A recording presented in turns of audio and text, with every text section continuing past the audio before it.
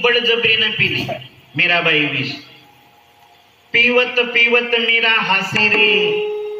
मीराबाईनं विष पेला आणि कृष्णाची मूर्ती काळी पडली. विष पिला पण नारायणाचं नामस्मरण करत होती.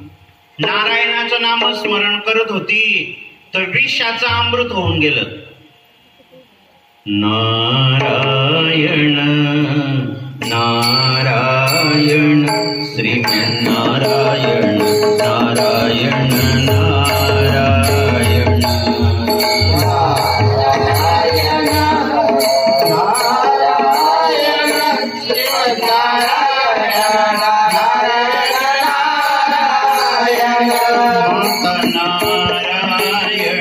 पिता नारायण माता नारायण पिता नारायण नारायण नारायण नारायण गुरु नारायण नारायण भजन करा सर्व. गुरु नारायण नारायण नारायण गुरु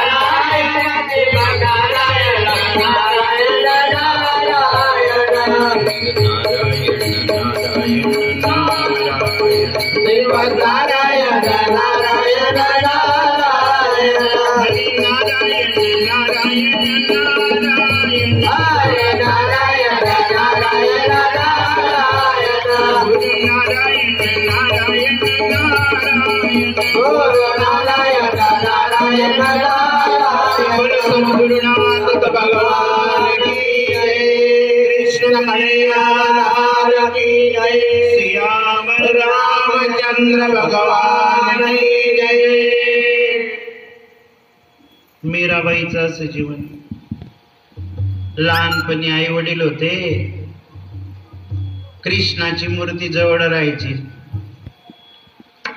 मजामध्ये बोलायचं तुझं लग्न कृष्णाशीच लावून देतो मीरा. त्या दिवसापासून असं मानलं होतं की माझं लग्न कृष्णाशीच झालंय. आणि ज्या वेळेला लग्नाचा प्रसंग आला खरा, बाप म्हणे लग्न करून घे मीरा. म्हणे माझं लग्न तर कृष्णाशी लावून दिलं आणि आता कोणतं लग्न करताय म्हणे तुम्ही. पुन्हा बळजबरीन समाजासाठी लग्न केलं. राजाच्या घरी आणलं राणी, तिथे कृष्णाचं मंदिर बनवलं, मूर्ती कृष्णाची पूजाच करत राहायची. मीराबाई कुणालाच काही तू मानत नाही. मेरा तो गिरधर गोपाल आवरण दुजा नकोई, माझा फक्त कृष्ण आहे, बाकी दुसरं काहीच नाही. सांगायचं झालं जीवनभर मीराबाई ब्रह्मचारी राहिली. आणि मीराबाईचा पती बी एवढा सात्विक, जन्मभर ब्रह्मचारी राहिला. मुलबाळ कसं होईल? सर्व वेड्यात मध्ये काढलं समाजाने. तोही मीराबाईची सेवा करायचा. आणि ज्या वेळेला मीराबाईचा पती मरायला लागला, प्राण जातोय, त्यावेळेला मीराबाई आली जवळ. म्हणे स्वामी, म्हणे मीराबाई, जन्मभर तू कृष्णाची सेवा केली, तुझ्या कृष्णाचं मला दर्शन करून देशील? आता बोलवते म्हणे. लगेच कृष्णाला पाचारलं, आगमन, बरोबर कृष्ण प्रगट झाले, दर्शन दिलं मीराबाईच्या पतीला. मीराबाईचा पती म्हणे धन्य झालो, एका जन्मात तुझी संगत झाली संताची, तर मला परमात्म्याची प्राप्ती होऊन गेली. शेवटी मीराबाईचा पती गेला. ननद होती उदा, फार त्रास द्यायची. धीर होता, फार त्रास द्यायचा. शस्त्र उगारायचा मीराबाईवरती, विष द्यायचा. शेवटी मीराबाई तीर्थयात्रेला निघाली.